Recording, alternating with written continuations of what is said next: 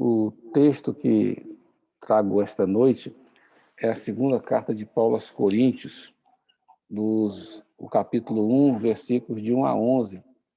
Repetindo então a referência, 2 Coríntios, capítulo 1, versículos de 1 a 11, passo a ler. Eu vou ler o texto completo e depois voltamos para comentar os versículos mais especificamente. Paulo, apóstolo de Jesus Cristo, pela vontade de Deus, e o irmão Timóteo, à igreja de Deus que está em Corinto, com todos os santos que estão em toda a Acaia. Graça a vós e paz da parte de Deus nosso Pai e da do Senhor Jesus Cristo. Bendito seja o Deus e Pai de nosso Senhor Jesus Cristo, o Pai das misericórdias e o Deus de toda a consolação, que nos consola em toda a nossa tribulação, para que também possamos consolar os que estiverem em alguma tribulação, com a consolação com que nós mesmos somos consolados por Deus. Porque, como as aflições de Cristo são abundantes em nós, assim também é abundante a nossa consolação por meio de Cristo. Mas, se somos atribulados, é para a vossa consolação e salvação.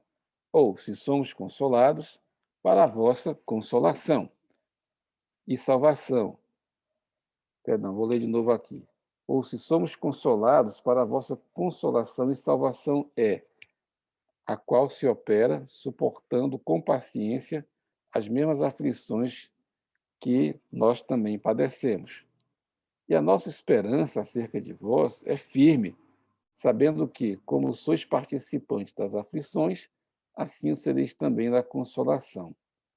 Porque não queremos, irmãos, que ignoreis a nossa tribulação que nos sobreveio na Ásia, pois que fomos sobremaneira agravados, mais do que podíamos suportar, de modo tal que até da vida desesperamos.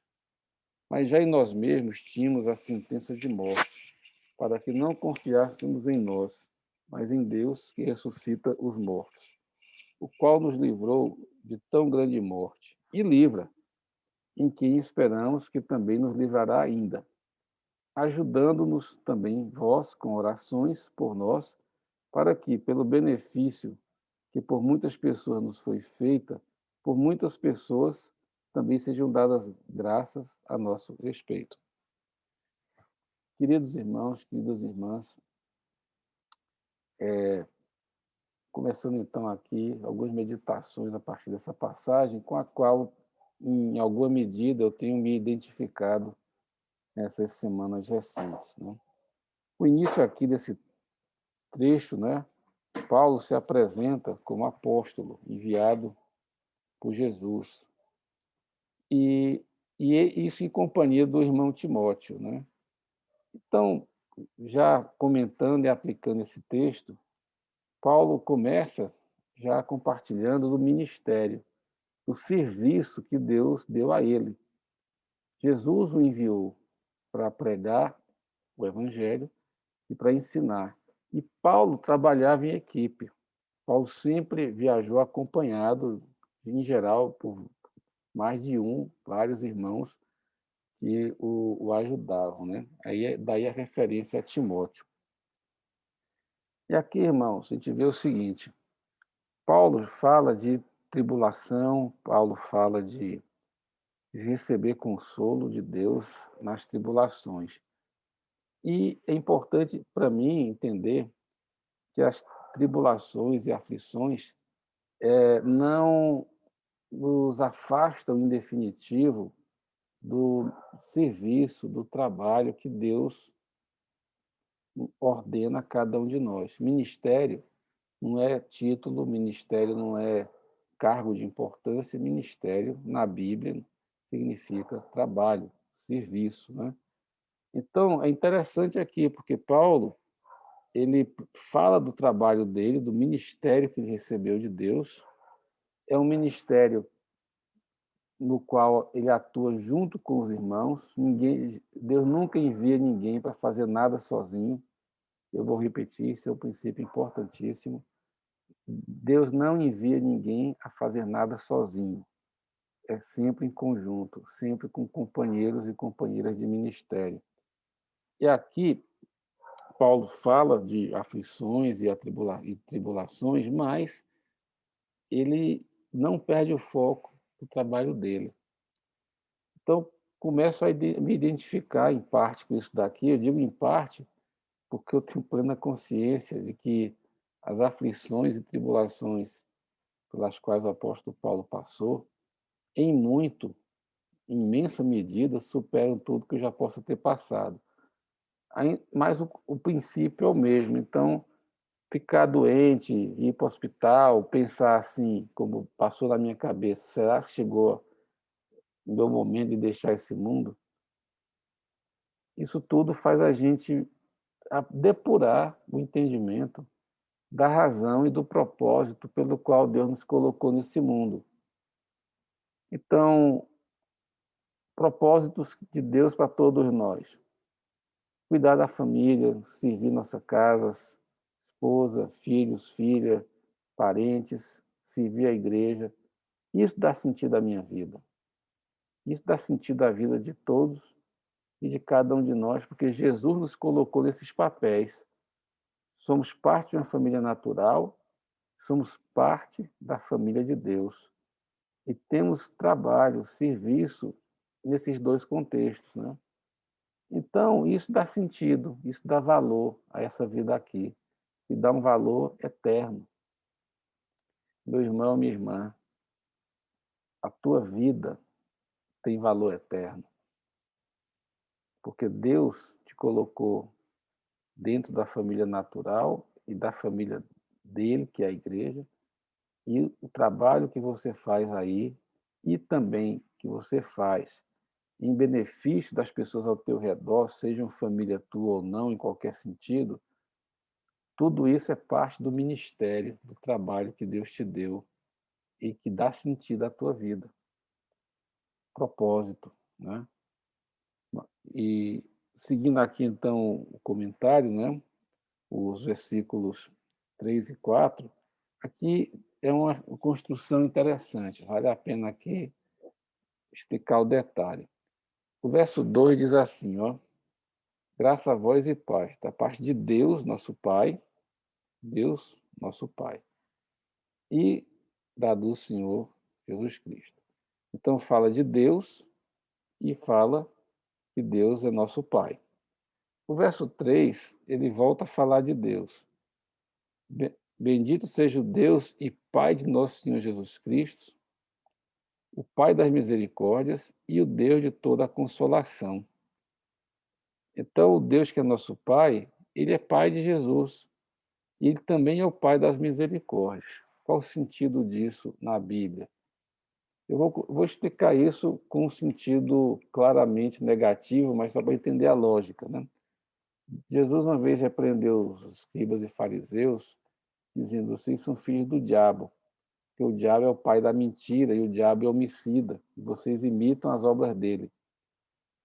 Então, quando a Bíblia diz que alguém é pai de alguma coisa, é que aquele atributo é característico, é forte naquela pessoa. Quando diz que Abraão é o pai da fé, nosso pai na fé, é porque a fé que ele teve é referência para nós.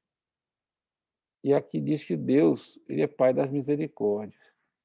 Quer dizer que Deus se compadece de mim e de você. Quando passamos aflições, quando passamos enfermidades ou dificuldades, Deus se compadece. E mais do que isso, Deus se faz presente. É o que está dito aqui. Ele é Pai das misericórdias, ou seja, ele sofre junto conosco, ele entende a tua dor e a minha, ele tem misericórdia e se coloca em nosso lugar, é o que Jesus fez, mas ele também é o Deus de toda consolação. A ideia da palavra consolação é alguém que é chamado para estar ao lado. O Espírito Santo é o paracleto, é o consolador. O cleto é chamado e pará é ao lado, é chamado para estar junto.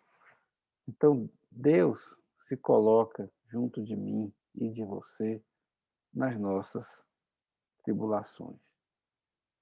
E aqui eu quero não distinguir as tribulações às quais possamos ter dado causa das que talvez não demos causa, porque Deus se compadece, inclusive, do nosso pecado. As tribulações com causa, que nós demos causa, tem a ver com o nosso pecado, com nossas falhas, né? Mas Deus também se compadece dessas. Por isso que ele mandou Jesus. Então, eu aprendi nesses dias que o cristão, você e eu, servos de Jesus, discípulos dele, nós nunca sofremos sozinhos. Deus se compadece de nós e Deus se coloca junto de nós.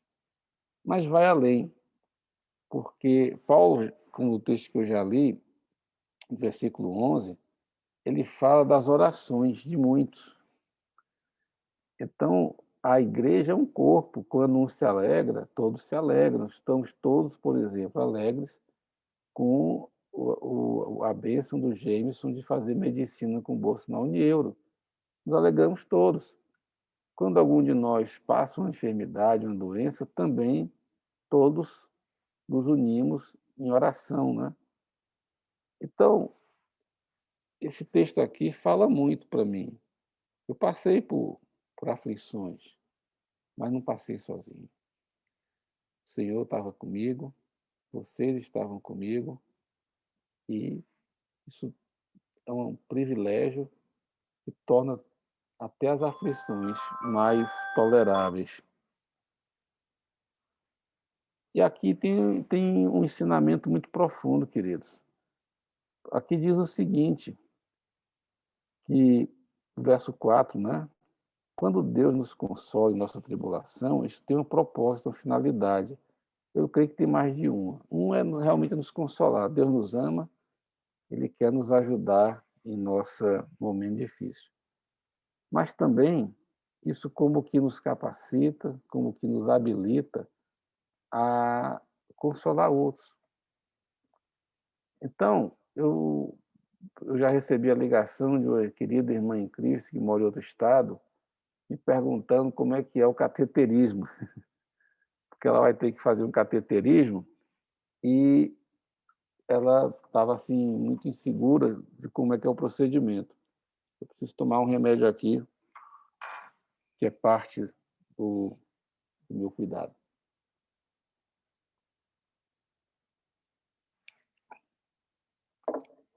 E eu pude então explicar como é que foi e tentar ajudá-la a ir com tranquilidade, né? Então, o sofrimento, consolado por Deus, amparado pela igreja, ele nos habilita, ele habilita você a consolar outros, como está escrito aqui, verso 4, para que também possamos consolar os que estiverem em alguma tribulação, com a consolação com que nós mesmos somos consolados por Deus, né? E Paulo vai mais longe, ele associa essas experiências de dor e sofrimento a Cristo. E aí ele passa a falar dele mesmo. Ele diz assim, porque como as aflições de Cristo são abundantes em nós, assim também é abundante a nossa consolação por meio de Cristo. Eu fiquei meditando quando que aflições são aflições de Cristo. E eu cheguei a uma conclusão que é parcial, a palavra de Deus ela vai muito além do que a gente consegue alcançar, né? Mas eu entendi o seguinte, se qualquer um de nós está vivendo uma vida coerente com o trabalho, o serviço que Deus nos deu, e servir as pessoas, servir família, servir igreja, servir o próximo, servir a Deus, se estamos vivendo em coerência com isso, então, de modo geral, as aflições que possamos experimentar são aflições de Cristo, porque estamos cumprindo o propósito, o ministério que Ele nos deu. Em casos como o meu, isso inclui esse ministério da palavra, do ensino, de repartir, né? Mas todos nós temos o ministério de edificar a igreja, todos nós. Quando vocês trazem ações de graças, todos são edificados. Quando vocês repartem do que Deus fala com cada um de vocês, todos são edificados. Então, Paulo se identifica com as aflições de Cristo e diz assim: são abundantes. No caso de Paulo, essas aflições foram muito abundantes. Também foi superabundante a consolação e a graça de Deus na vida de Paulo e da sua equipe, né? E, portanto, aqui Paulo viu um propósito muito maior para as aflições dele. O verso 7, né? Ele diz assim, ó, pessoal, a turma que trabalha comigo, passamos aflições, mas Deus nos consola, e isso é inspiração para vocês, porque vocês vão participar dessas lutas e também participarão das consolações, né? Então, queridos, eu sei que agora muitos de vocês, ou talvez todos vocês que participaram comigo nesses dias difíceis, agora também participam comigo do contentamento, das ações de graças, né? Da consolação que Deus tem dado, da capacitação que vem de Deus, né? Então, é uma bênção ter essa presença de Deus e de cada um de vocês na minha vida. E eu sei que as vitórias de cada um de nós acabam sendo inspiração para os outros, né? Então, que Deus assim console cada um de vocês. Lembrei esses dias, Margarete, dos vários anos de luta que você teve com o seu pé quebrado. Foram vários anos de muita dor e luta, até que agora você está praticamente com seus movimentos normalizados. E acompanhamos você nesses anos e agora também nos alegramos de ver o tanto que Deus te abençoou na recuperação desse pé que você fraturou há tantos anos atrás, né?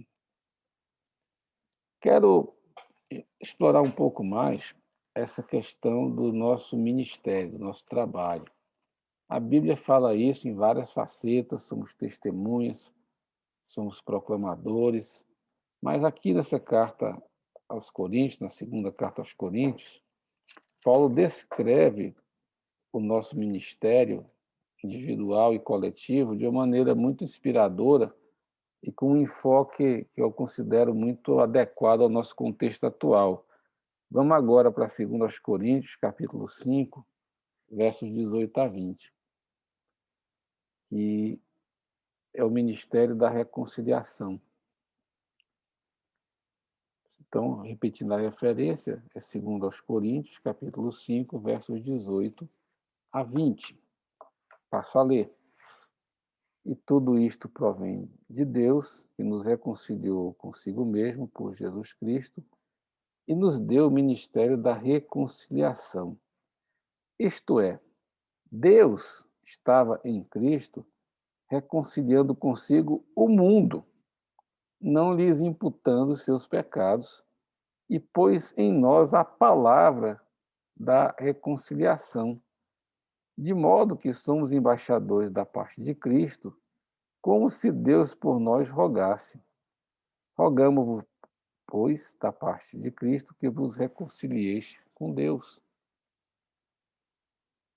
Queridos irmãos e irmãs, isso aqui é uma faceta linda, tremenda e extremamente atual do nosso ministério.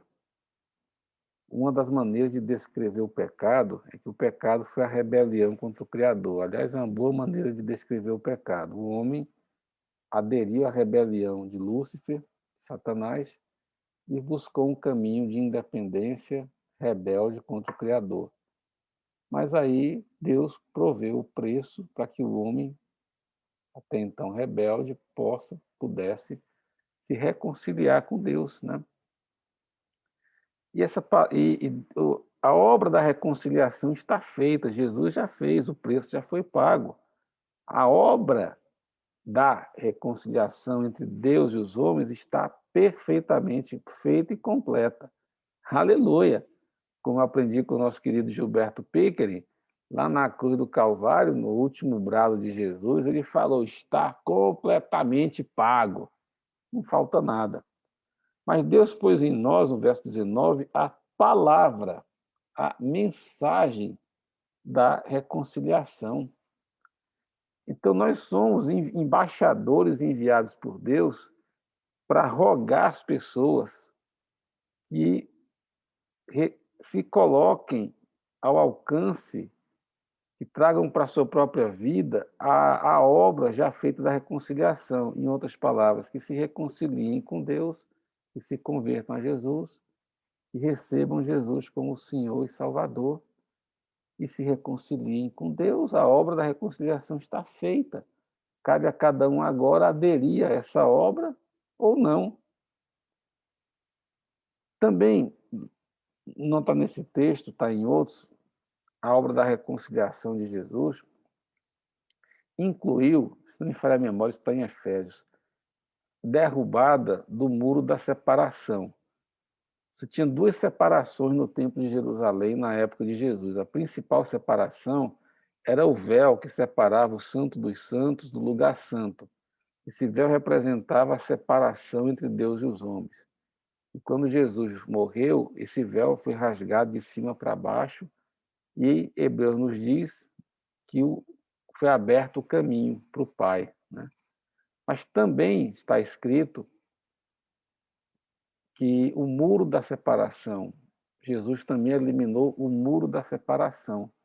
E aí não era mais uma separação entre Deus e os homens, era a separação entre os homens e os homens. Era o muro que separava a área até onde os não-judeus podiam entrar e daquele muro para frente só os judeus. Outros textos da palavra de Deus dizem que em Cristo não tem homem nem mulher, macho e fêmea, nem judeu nem grego, bárbaro nem cita, nem nada disso, porque Cristo é tudo e em todos. Então, os muros das separações que havia entre os homens também foram derrubados pela obra de Jesus no Calvário. Volto a dizer, o principal é o véu rasgado, é a nossa reconciliação com Deus. Amém. Aleluia.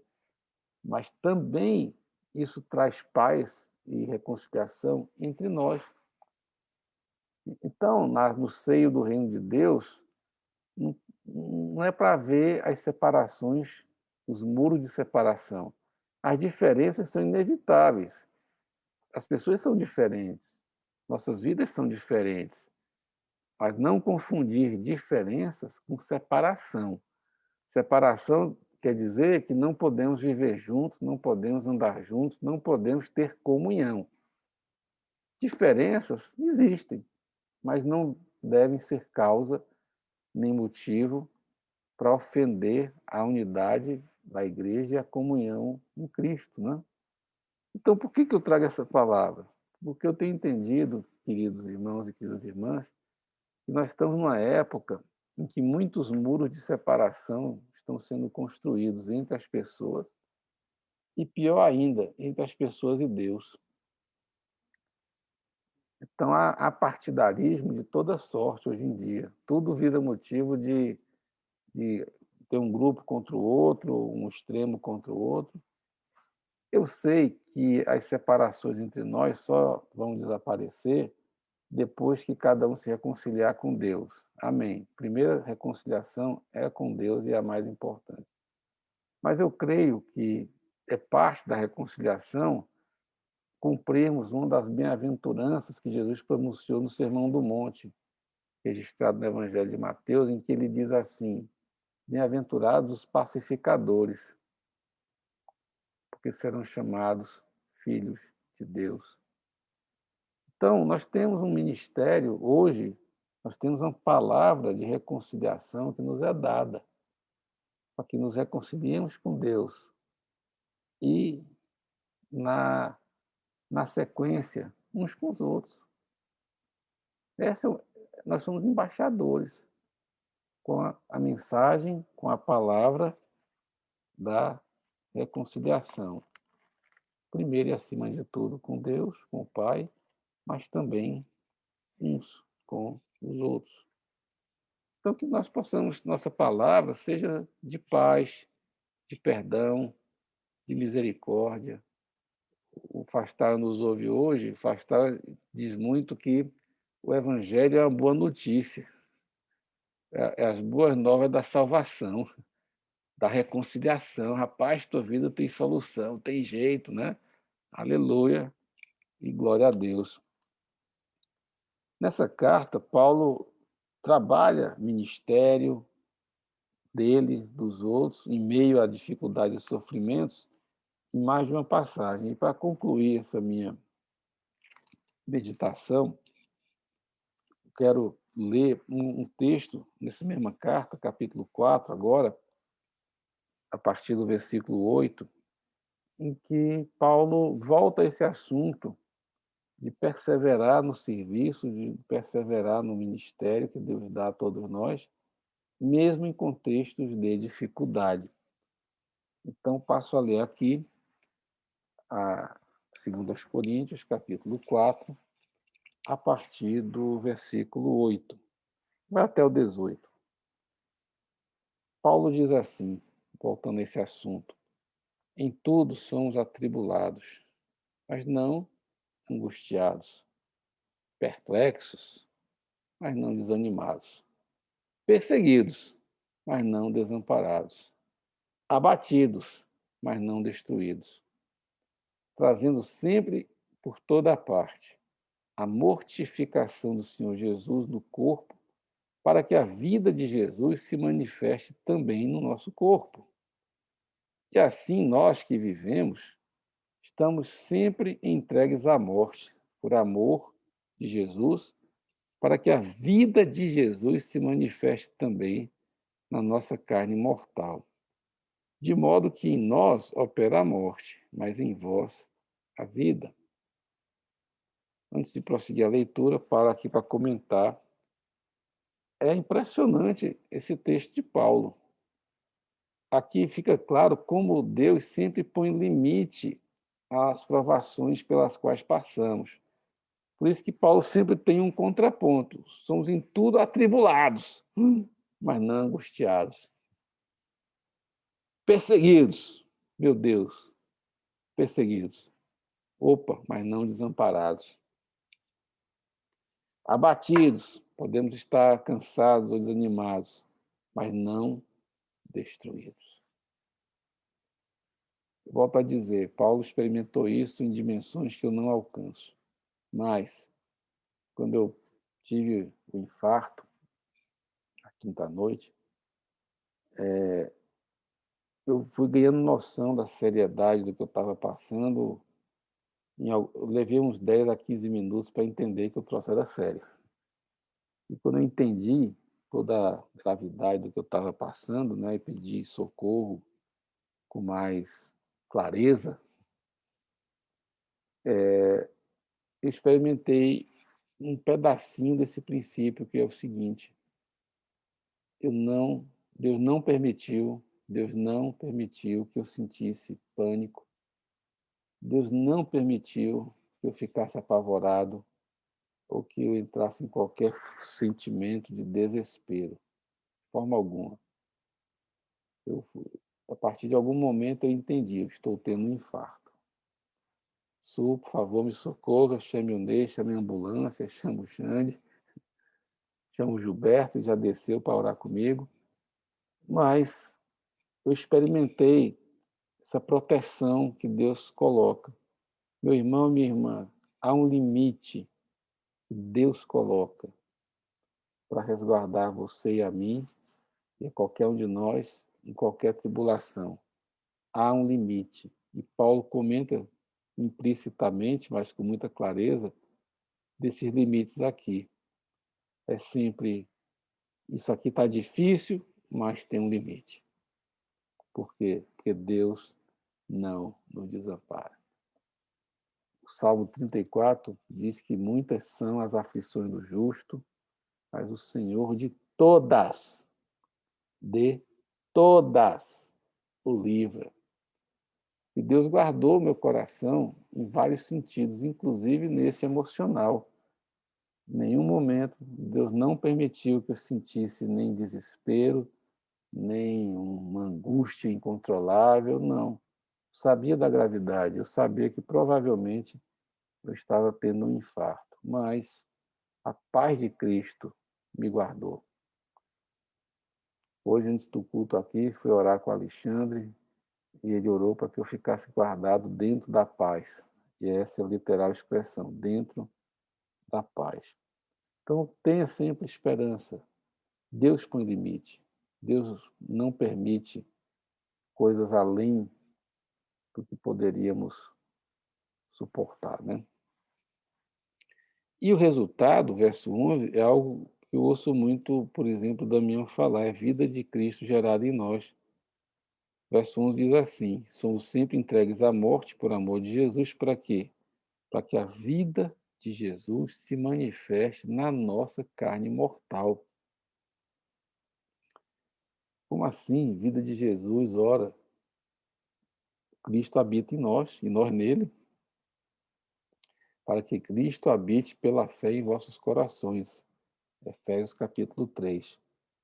Então, essa presença de Cristo em cada um de nós é para ser visível, fazer diferença. Em qualquer momento, em todos os momentos, também nos momentos de batalha e de sofrimento, né? Seguindo aqui a leitura, então, verso 13, e temos, portanto, o mesmo espírito de fé, como está escrito, crie, por isso falei. Nós cremos também, por isso também falamos. Sabendo que o que ressuscitou o Senhor Jesus, nos ressuscitará também por Jesus e nos apresentará convosco. Porque tudo isso é por amor de vós, para que a graça multiplicada por meio de muitos faça abundar a ação de graças para a glória de Deus. Eu quero fazer uma aplicação nesse versículo 15 a situações como essa e tantas outras. Quando muitos oramos, muitos daremos graças e Deus será glorificado. Quando oramos pela vida, pelo problema, pela dor, pela enfermidade, pela bênção dos irmãos, quando muitos oram, muitos abundam em ações de graças e o nome de Deus é glorificado. E o texto final aqui, passo a ler agora, ele é lindo, contundente, inspirador, tudo isso ao mesmo tempo, em grau super elevado. Passo a ler. Verso 16. Por isso não desfalecemos. Mas ainda que o nosso homem exterior se corrompa, o interior, contudo, se renova de dia em dia, porque a nossa leve e momentânea tribulação produz para nós um peso eterno de glória muito excelente, não atentando nós nas coisas que se veem, mas nas que se não veem, porque as que se veem são temporais, as que se não veem são eternas. Aleluia. O homem exterior se corrompe, envelhece, sofre acidente. Gostando nós ou não, o homem exterior se corrompe. E tem gente que gasta a vida inteira e muito dinheiro tentando diminuir os efeitos inevitáveis dessa corrupção inescapável do homem exterior e não cuida nada do interior. É uma tolice, é uma tolice rematada, porque o homem exterior se corrompe. Ponto. É assim. Mas o homem interior se renova em Cristo. E essa renovação interior, ela traz uma recompensa, um resultado, que Paulo aqui diz que tem peso eterno de glória, sobremodo excelente. Aleluia! Então, o meu homem exterior, todo dia se corrompe mais um pouquinho, corrupção aí quer dizer envelhece, perde capacidade. Aqui, corrupção não tem um caráter moral nem de pecado, é o processo de perda física, do envelhecimento, está se estragando, ora bolas. A corrupção aqui não tem um sentido moral nem de pecado, é apenas o fato inescapável que esse homem físico que temos envelhece e perde e se corrompe nesse sentido físico. Mas o homem interior não. A pessoa interior se renova. E as coisas que se veem passam, as que nós não vemos são eternas. Então, são verdades que muito têm se arraigado no meu coração, e essa consciência, né, de que, puxa vida, uma hora a missão acaba, uma hora o homem exterior termina de se corromper e a gente vai-se embora. Essa consciência cresceu em mim, e cresceu me dando muita esperança. A minha esperança é no eterno, em Jesus, né? Eu concluo, então, com uma palavra de exortação e alerta a todos, mulheres e homens, talvez em especial os homens, né? Eu passei uma boa parte da minha vida cuidando, me cuidando para, quem sabe, não passar o que eu passei, mas eu passei, graças a Deus. Então, meu irmão, minha irmã, se cuide também, viu? Se cuide, tenha uma vida de equilíbrio, tenha uma vida sensata. Isso vai dar a você qualidade de vida, é a sua parte, a parte de Deus ele faz sempre, né? Mas, sobretudo e acima de tudo, tenha uma visão de eternidade. Pense na sua vida olhando para a eternidade e viva o seu dia a dia fazendo tudo que tem que fazer, as suas tarefas, o seu trabalho, as pessoas a quem você serve, com quem você se relaciona. Viva o seu dia a dia com dedicação, com serviço, com intensidade nesse sentido bom, mas mantenha um olhar, uma perspectiva de eternidade. Amém? Então, aqui eu termino a minha palavra.